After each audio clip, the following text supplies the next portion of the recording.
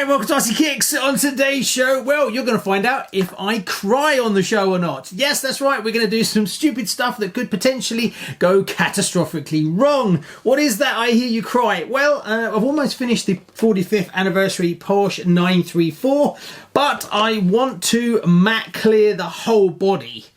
Yeah, now I'm not quite sure how this is going to go, and I could end up completely destroying a 45th anniversary body, but the race cars were never shiny, they're always quite matte. So I thought, hey, in for a penny, in for a pound, what we say. So I've got to mask off the windows, mask off the lights, because obviously they stay shiny, and then we just matte clear the whole car. Yep, that's what we're doing on today's show. So if you want to find out if I cry at the end of this video, stay tuned, because it could be an expensive mistake. Also, while we're at it on the show today, I'm going to finish up the Rally Porsche. Well, almost finish it up. I've got all the decals in now from you lovely people who donated so much to this car. I had the wing donated to me, I had the decals donated to me, and I had some Rothmans decals donated as well, and I had some of my own ones, so there is enough to carry on. I did fit some spotlights to the front, but don't like it. I really want the 3D printed cowling on the front at some point, but I can come back and deal with that later on.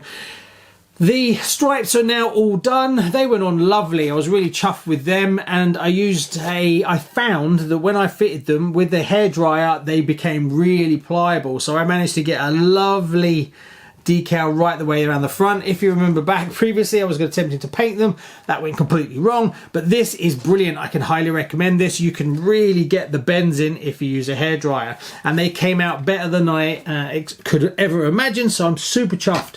So let's see if we can ruin that as well.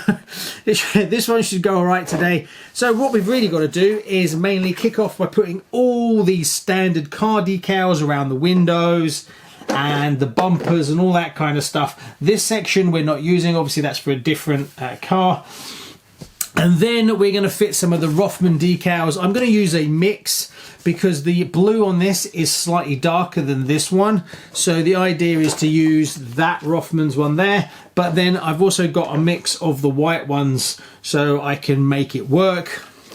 So that's what we're doing today. Right, so let's crack on. I think what we'll do is we'll mask up the windows and then make a start on the decals. It's going to be a bit of a wing it one. Right, let's carry on.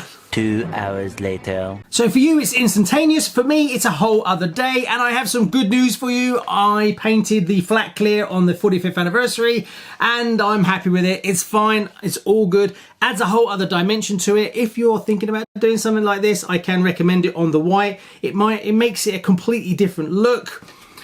Bit more realistic, I think, because the polycarbonate is so polished, and obviously this car was supposed to be a test car, and if you see the actual photographs of it, it's in more of a matte finish than all super polished up.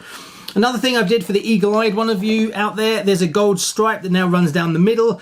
I added that just to sort of tie in the gold wheels a little bit before I matte cleared it. Obviously all the decals are now matte as well, and I like it. I think it works.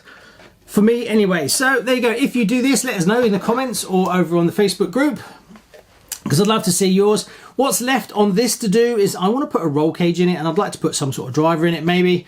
I want to put the window wipers, but I want to do metal ones just to add a bit more detail. Another thing I've kind of been thinking about doing is putting red crosses across the lights in some red edging tape, just to bring a bit of red to kind of match the red stripes. I might do that. I can always take it off, it's not the end of the world, so I might do that off camera.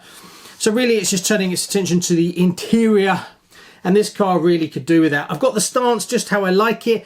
Not so realistic for actually driving it as an RC car, but sitting on the shelf, the stance is really, really nice. Really happy with it. If I'm going to drive it, I'll just put in the shims and it will raise it up a little bit more. Otherwise the wheels are just going to rub like crazy. But it definitely looks the part. Also, while that's going on, I have started putting all the decals on the Rothmans Rally 934. I've still got a way to go, but I'm getting there, as I've started doing the stripes on the roof, but I need blue. So I need royal blue, the dark blue, to match this bit here, because there should be a red stripe and then 2 blue stripes and then 2 very thin gold ones. So that'll be coming, but I'll carry on anyway. 2 hours later. After many hours, I'm going to call that one done. Well, you know me, never quite done. I decided to put more detail in it, so I've done more lining around the doors. I did a little air vent thing on the side. I've done the bonnet, the doors, the arches, and I painted the rear spoiler blue with white. It's now drying. I needed to leave it overnight again before I start touching it properly, because I'm going to run some gold lining around it just to tie it in a little bit more, and I've got to do the vents in black, but I've got to wait another 24 hours because I don't want to be touching it while it's still tacky. All in all, love it. It's my favourite out of all of them, I think, and I'm really chuffed that I actually got the flat clear to work on the 45th anniversary body, so I'm really chuffed with all of them, but this is definitely my favourite. I've just got the stripes to do, like I said before, when they turn up, the 2 blue stripes and then the 2 gold ones, but it's getting closer all the time. But I'm a big fan of this one. This is definitely the one I really like. The only thing I'm thinking of is, do I frost it like this one or leave it shiny? I honestly don't know. Comment below, let me know what you think. A little tip for you as well, when you're doing your window surrounds, where they overlap, get a permanent marker and just touch them in a little bit, and it hides the join, makes it look a little bit more professional. Apart from that, really happy with it. Anyway, thanks so much. See you on the next one. Bye-bye.